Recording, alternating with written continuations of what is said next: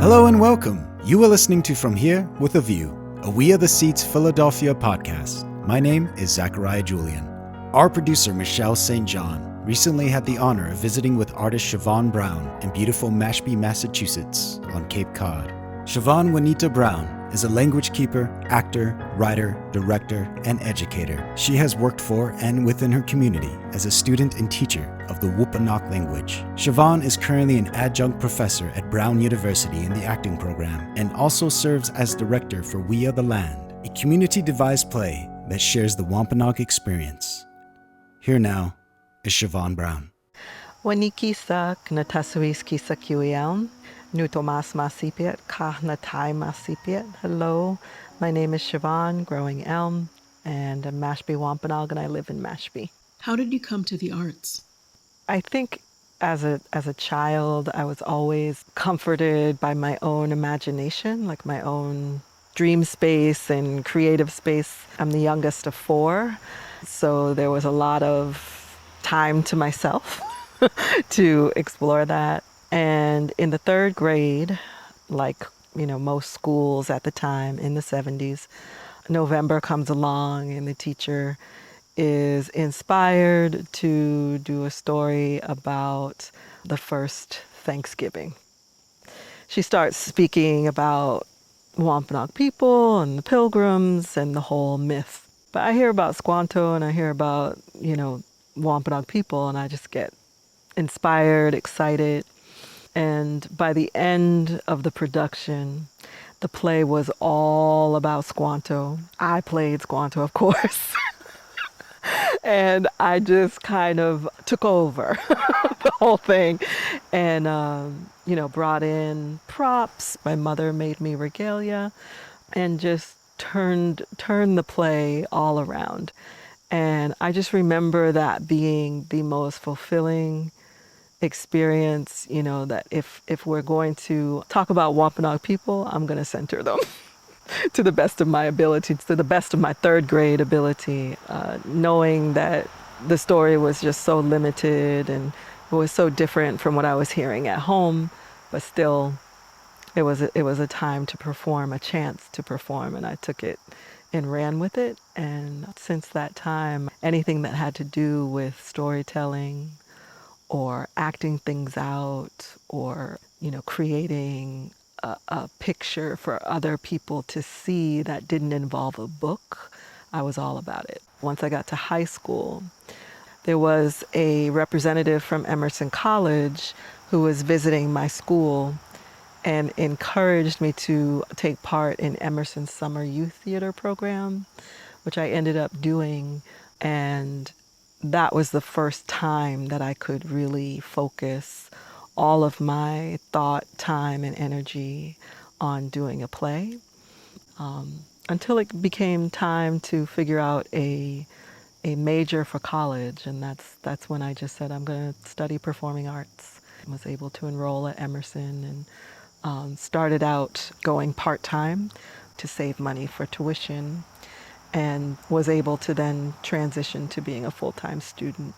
Towards the end, tuition had kept going up and up, so I was then again balancing things, but always looking at performing arts as the center of my life and center of my focus, to be able to tell stories in different ways.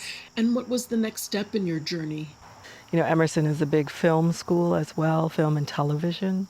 So I took part in some student films, studied dance and singing, but really honed in on acting while I was there. And I was introduced to performing Shakespeare. I had to read Shakespeare in high school for English class, but once I got to college, it never really sat right with me. And after I finished at Emerson, a couple of years after graduation, the American Repertory Theater at Harvard University was recruiting students of color, and in particular students from the area. And I received a phone call from one of my former professors from Emerson saying that they were looking for students of color to audition.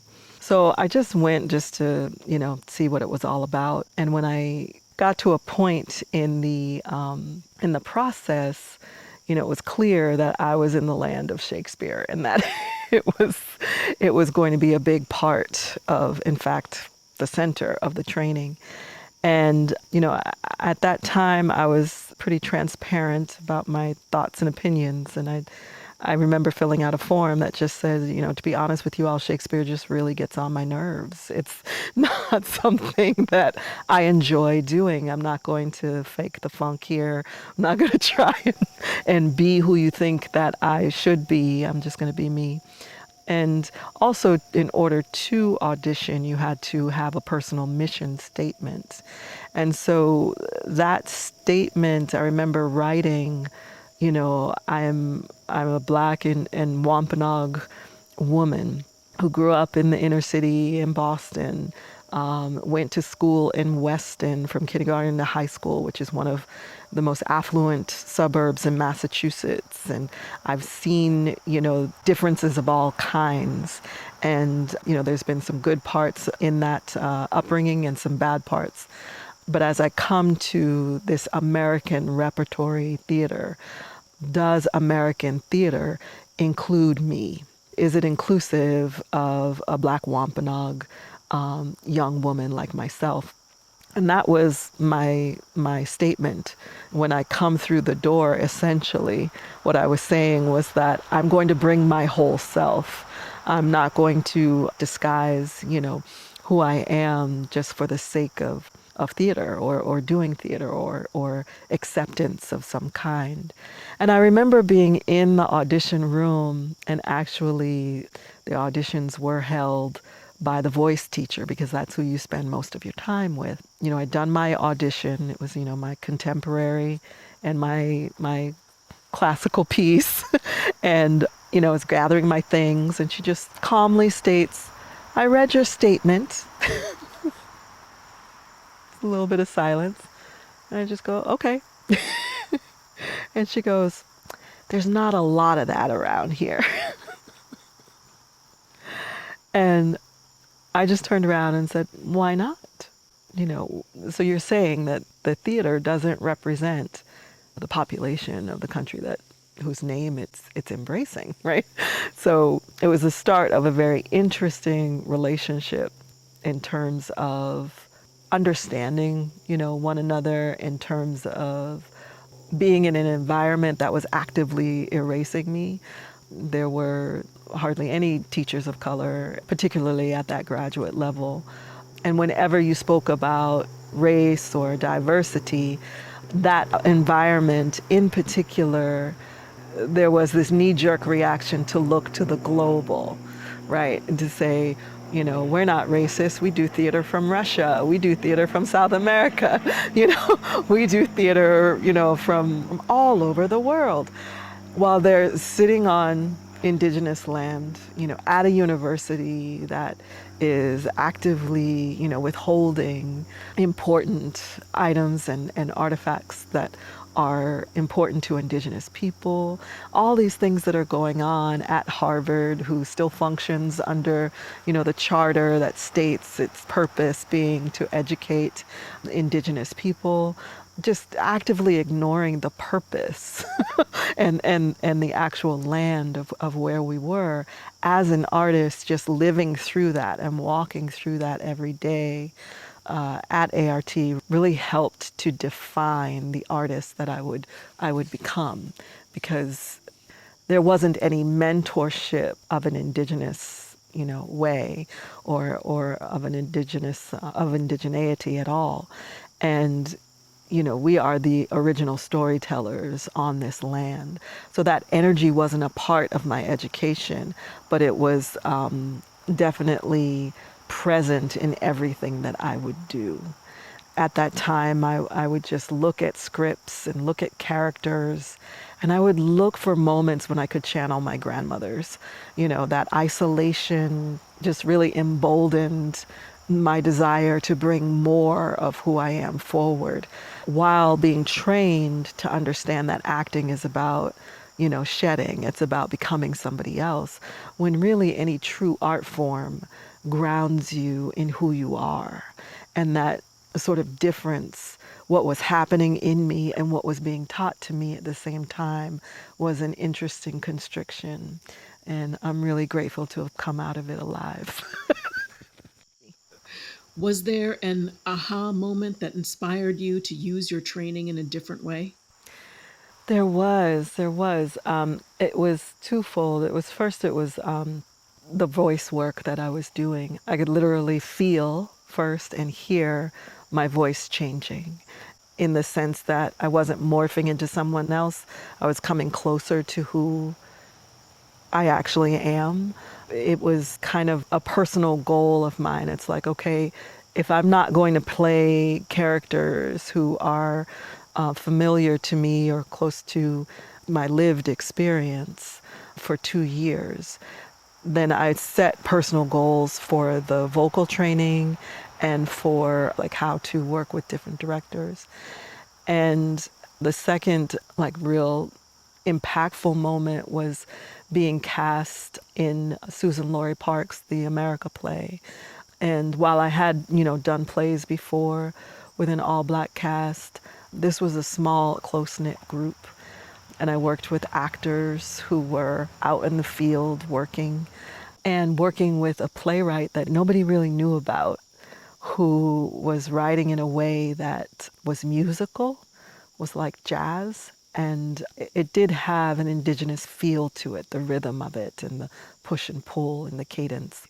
So being involved in that piece at that time really helped to give me hope that when I leave this environment, I will have to seek out specific stories, specific writers, specific environments that are culturally supportive. And were you able to create your own work or find space for your own indigeneity? Yeah, right after school, I did move to New York City. Again, very isolating. I guess it's a one of those if you know kind of thing. The city at that time was morphing into what it is now, where things are just, apartments and cost of living is just really, really high. As far as like connecting with Indigenous theater, it was very difficult at that time, for me stepping into the fullness of my identity and coming to terms with how I was being seen at the time too. I was grateful to have representation. They were sending me out for things that where it was very difficult to actually, book the job. It was a lot of black drama, which was great. But as a light-skinned woman of color, it wasn't always entirely appropriate for me to play certain parts. And, I would go in knowing that and just try to, focus on the good of the situation, introduce myself. But there were not roles where I knew that this part is me and that I could do this part, particularly early on. And sort of that creative longing for community led me to just volunteer. I went to the Smithsonian down in Battery Park and would volunteer on Saturday afternoons at the Museum of the American Indian. And there, was introduced to the community house and, met members of community where I could, connect and hear about events and hear about gatherings and feel a lot less isolated, And, continuing to show up for auditions even though it wasn't like fit me like a glove. There was one role that came across my agent's desk that I ended up booking that actually I did have a lot of space to be my whole self. And that really changed things. That was a really nice shift where I could look at this character who actually was African American, was light skinned, and was also Indigenous. And, what that meant for the trajectory of the character and the nuances that weren't really considered, a part of a personal life. right? It was considered as like, the societal structure of the time. And it's like, well, that time's not over. It's still going on now. And that was another turning point after moving to the city. There are some roles out there and I just have to seek it out. And that there are stories that need to be told that I have to sit down and do that deep listening and write. At one point, my sister had the wisdom to record our grandmothers whenever they would get to talking, at the kitchen table and stuff. And after a few years, she had a big shoebox filled with recordings from both my grandmother and my Nana. And one day my sister just took them and put them down in front of me and said, do something with this. And at that time, looked at it and was like, what what are you talking about? Like, what is there to do with, with these voices? And I just sat and listened and transcribed them all and read it through, listened to them over and over again, and just started to hear two of the most influential voices in my life growing up, and their messages to me, and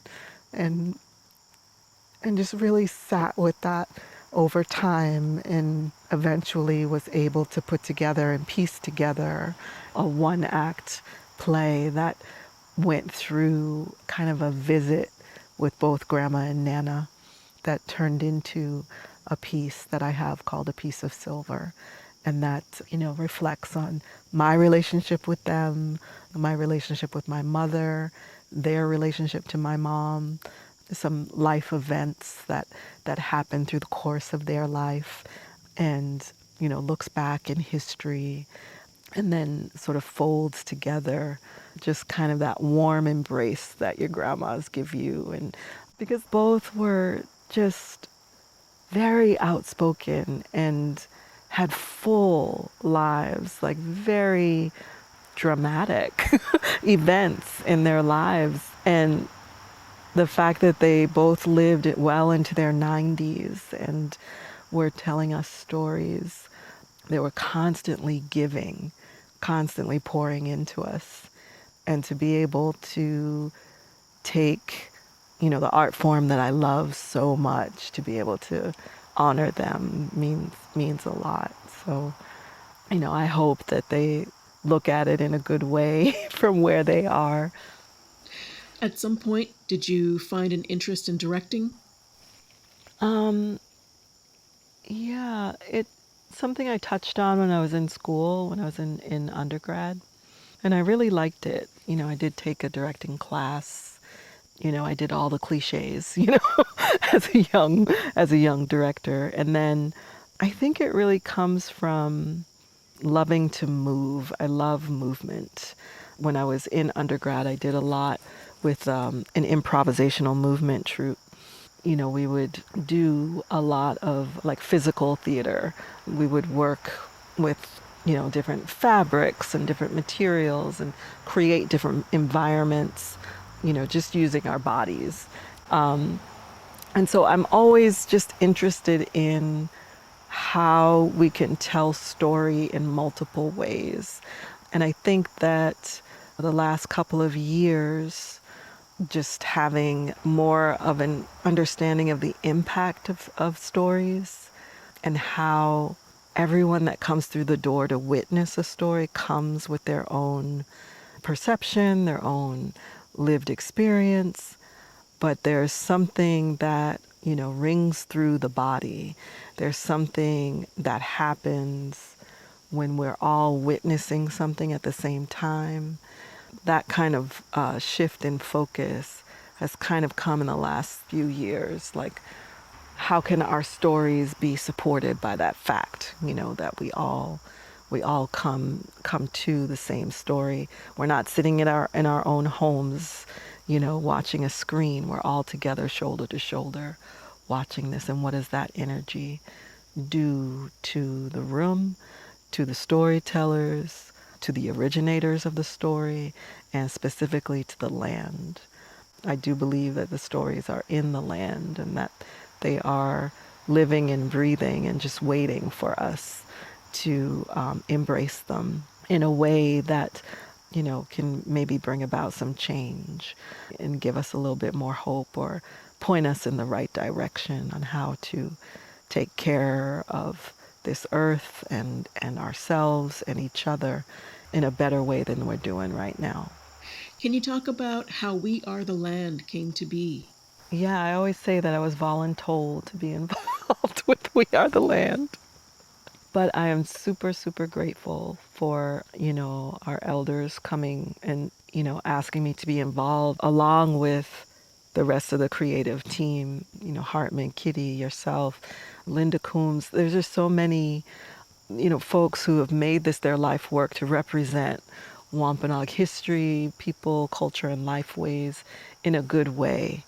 And, I'm just always humbled whenever I'm in the space with the whole cast. We Are the Land, I guess the initial idea for it started about 10 years ago. And it was a project that, folks wanted to have happen to celebrate and commemorate the 400th anniversary of the arrival of the Mayflower on these shores.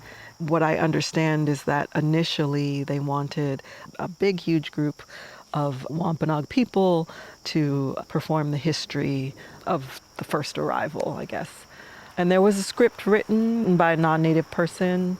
There were devising sessions held here in Mashpee. There were folks invited to come and work with individuals from the Theatre Royal in Plymouth in the UK. And, there was a lot of exchange happening. But at the end of the day, I remember Linda just saying she looked at the script and felt as though they were just repeating history, that they were just coming over here to tell us how we should tell our story, and felt it was important that we tell our own story and that we devise our own piece and, begin from there. There were some meetings in the last year to bring this to fruition. That's when I was asked to join in, and there was sort of a frame that I think Hartman and Kitty worked on to be able to tell a story. And we worked from there to meet. There are 15 members of the cast to come together and basically do devising sessions. Devising is one of my favorite ways of making theater. It involves everybody that's going to be on the stage and involves, listening as an individual, but also as a collective. And that was happening a lot when we moved through the different sections. We begin with pre-contact, and we move to, Christianization and colonization, move to events that happened in the 1600s, the 1700s, 1800s, that are pertinent to Wampanoag people. Important because, we were sort of the portal. This is where it started. This is the blueprint for what happened across Turtle Island, the ways in which there was, division and taking of land and taking of land's resources like trees, and then, deforesting and trying to then sell back to Indigenous people what they had access to for free, and eventually establishing a tax base in an area where it's written that we would not form a town without Wampanoag consent and everyone agreeing. But yet that town was established anyway. All of the different movement to control the area and to control Indigenous people, to establish a tax base and to establish, a sense of economy here, and essentially to wipe us out when we move through each event, through the play, and then come to the end where we can say, we are still here. It speaks to not just to resilience, but to the power of story. It speaks to families educating their children to understand how things are right now and how they were before they got to this place, so that we're not repeating that cycle, so that we can have a presence, we can have our language, we can have connection to our land, so that we can clean up our water, so that we can, leave this place better than we found it. All of those values really come through with We Are the Land and how the cast comes together to tell the story. As a Wampanoag woman, what does it mean to be able to use your gifts to be able to bring this story to the world? Really, it means everything. It's really rooted in purpose and, that spiritual connection that art gives us. I know that there's just moments where you feel like, okay, I'm here because I was meant to do this, and it feels a little strange when saying that, but it make like the isolation and the difficult times and the constriction was all towards a purpose, and I feel like it was all towards understanding the difference between rooting, theater training and theater practice through a European lens. The origins of theater, the rest of the world understands it to be Greek. When there are origins right here, there are indigenous storytelling foundations, practices, principles that are right here, that are of a circular nature, that are passed down through oral tradition, and that have a matrilineal focus, and that need that balance of the binary, as opposed to there being one that overpowers the other. And that speaks to the beauty and power of our culture and of our ways and of our people and our stories. That speaks to the beauty and power of the land under our feet, and, coming to the place of really feeling like this is work that you were meant to do. I did not feel that until working on We Are the Land, if I'm being perfectly honest. I may have had glimpses of that, working with other great stories and great writers, but the fullness of working on this piece with everyone who is involved, it's really what has made the most sense. Becoming an artist is such a deep personal decision and choice, and so when one stops doing it, that also is a deep personal choice and hardship, when you feel like, oh, I need to stop doing this. And then when things come to you again, when it's called forward, for me that's a moment of truth and sincerity in life, and you can't really prescribe that. You can't really say, oh, in 5 years I'm going to do this, and this. I'm going to do a play with my community and take it to the UK and perform it here on these shores. I think I shared this with the cast. My mother would always, share with me that, when I was a baby, she would put me down on the bed and, just be sitting there looking at me, and she'd get this feeling like this one's going to do something. Well, first, I think all mothers say that about their children, but I really feel like We Are the Land is what my mother was sort of feeling at that moment, because, I've been in some spaces, I've done some things, but nothing really brings it all together. Identity, wholeness, connection to place, connection to community, and to be able to bring to the surface things that have actively been suppressed. It takes a lot for us to be able to tell our own story, and to be able to do it in a safe environment, and to be able to do it in a way that speaks to everyone. And I feel like this piece really accomplishes that, and I'm just super grateful for it, and grateful to be in the circle with everybody. Thank you so much for sharing your story with us, Siobhan. Katapatash. It's my pleasure. Katapatash. Ihe'in, Siobhan Brown. My name is Zachariah Julian, and thank you for joining us for this episode of From Here with a View. From Here with a View, a We Are the Seeds Philadelphia podcast is produced by Michelle St. John, with music by Zachariah Julian and original logo art by Jason Misa. This podcast is funded in part by Independence Public Media Foundation. For more information, please visit wearetheseeds.org.